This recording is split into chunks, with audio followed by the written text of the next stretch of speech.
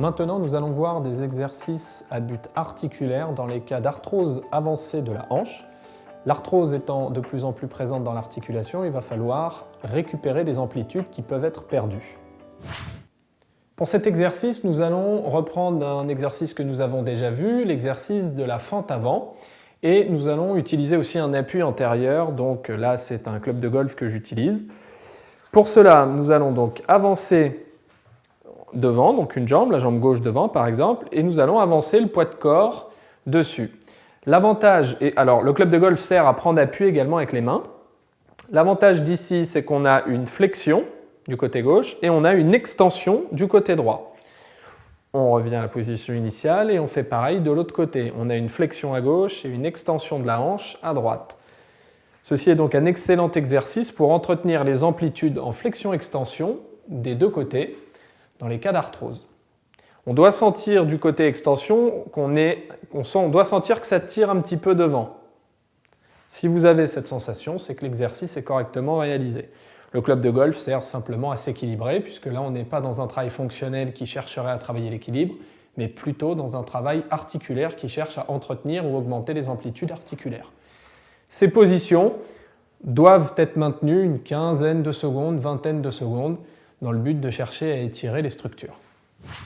Le but de cet exercice est de faire travailler la hanche en situation d'appui dans ses différentes amplitudes à partir du travail du bassin. Donc nous sommes en position debout, les mains sur les hanches, et nous allons effectuer un mouvement de translation du bassin sur la droite, puis vers la gauche. Alors pour ça, on peut avoir les pieds légèrement plus larges que la position des hanches. Translation droite, translation gauche. Cet exercice provoque un mouvement d'abduction à droite, donc un mouvement d'écartement de la hanche et de la jambe par rapport à l'axe du corps, et un mouvement d'adduction du côté gauche. Donc là, c'est un mouvement qui referme. Et ainsi de suite de l'autre côté. Donc c'est un mouvement de translation.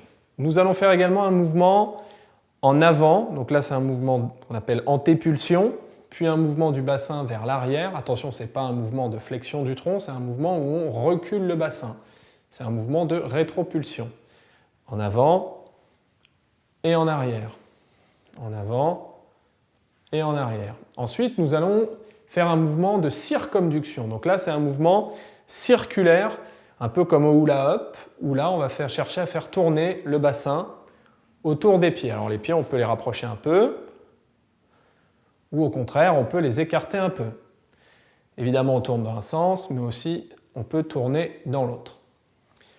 Là, on va chercher à rentrer un petit peu plus dans la difficulté, où on va chercher à faire tourner le bassin de manière à ce que la face supérieure du bassin regarde toujours vers l'intérieur. Donc ça donne une inclinaison. Là, je pars vers l'arrière.